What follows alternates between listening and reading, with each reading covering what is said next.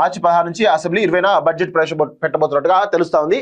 So దీనిలో ఇందిరమ్మ ఇండ్ల నిర్మాణానికి త్వరలో స్పెషల్ డ్రైవ్ అంటూ రెవెన్యూ శాఖ మంత్రి పొంగులేటి చెప్తా ఉన్నాడు. మార్చి 1 లోపు ఎల్ఎన్టీ నుంచి మెట్రో రైలు స్వాధీనం. మార్చి 1 లోపు నిన్న కేబినెట్ నిర్ణయాల్లో భాగంగా ఇవన్నీ కూడా నిర్ణయాలు తీసుకోవడం జరిగింది. దానిలో కొన్ని విషయాలు మీకు చెప్పే ప్రయత్నం చేస్తా.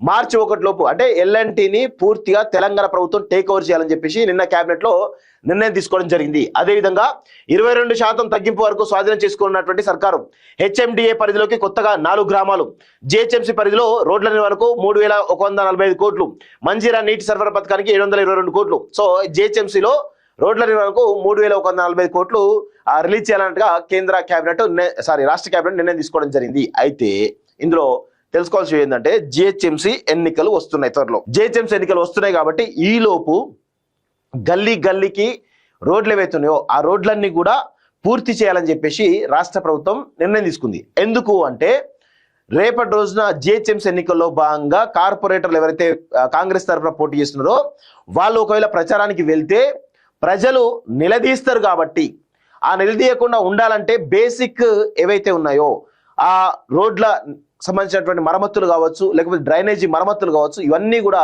అదేవిధంగా చెత్తకు సంబంధించినటువంటి వాటి గురించి కావచ్చు, పూర్తిగా ఈ యొక్క 3-4 నెలల పాటుగా వాటిని పూర్తి చేసి కనుక పోతే ప్రజల నుంచి వ్యతిరేకత తగ్గేటువంటి అవకాశం ఉంటుంది. రేపటి రోజున కార్పొరేటర్ గెలవచ్చు, మేయర్ పీఠం గెలవచ్చు అనేటువంటి ఒక ఆలోచనతోటి ఈరోజు నిన్న క్యాబినెట్ లో ఒక నిర్ణయం తీసుకున్నట్టుగా తెలుస్తా ఉంది.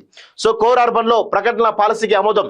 కోహెడలో పండ్ల మార్కెట్ కు 223 ఎకరాలు, ప్రభుత్వ కార్యాలయాలు, సహకార బ్యాంకులు, టీజీఓ, రాజకీయ పార్టీల కార్యాలయాలకు భూ కేటాయింపులు.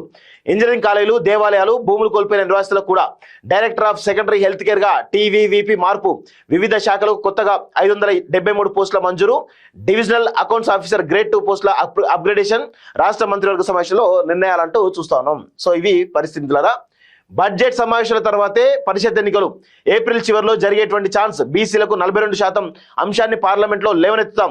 సో అసెంబ్లీ సమావేశాలు ముగియగానే కాళేశ్వర మంత్రివర్గ భేటీలో నిర్ణయం అంటూ చూస్తాను. సో 100% ఈ జెడ్పీటీసీ ఎంపీటీసీ ఎన్నికలు ఇప్పట్లో ఉండవని చాలా స్పష్టంగా నేను గతంలో కూడా చెప్పడం జరిగింది. అవి 10th ఎగ్జామ్స్ తర్వాతనే ఉండేటువంటి అవకాశం అయితే ఉంటుంది. సో ఇప్పుడు జెడ్పీటీసీ ఎంపీటీసీ, సో ఈ ఎన్నికలు పార్టీ గుర్తుపైన జరుగుతాయి. సో ఖచ్చితంగా పార్టీ గుర్తుపైన జరుగుతున్నాయి అంటే 100% దీనిలో కాంగ్రెస్ పార్టీ ఏ విధంగా నెక్కొస్తో చూడాల్సిన అవసరం అయితే ఉంది. ఒకటి. రెండోది, ఇప్పుడు ఎలక్షన్స్, ఇప్పుడు ఇది ఫిబ్రవరి, మార్చి, ఏప్రిల్ ఎండ్లో 10th ఎగ్జామ్స్ అయిపోయిన తర్వాత, ఎస్ఎస్సి ఎగ్జామ్స్ పూర్తయిన తర్వాత ఈ ఎలక్షన్స్ ఉండేటువంటి అవకాశం అయితే ఉంటుంది.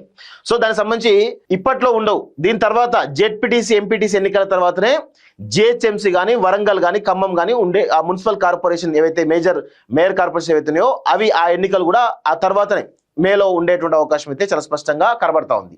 సో ఇక అందరూ కూడా నాకు తెలిసి ఇక రిజర్వేషన్లు ఖరారు అయితే అప్పుడు తెలుస్తుంది వీటి గురించి, ఎప్పుడు నోటిఫికేషన్ వస్తుంది ఏంటి అది తెలిసేటువంటి అవకాశం అయితే ఉంటుంది.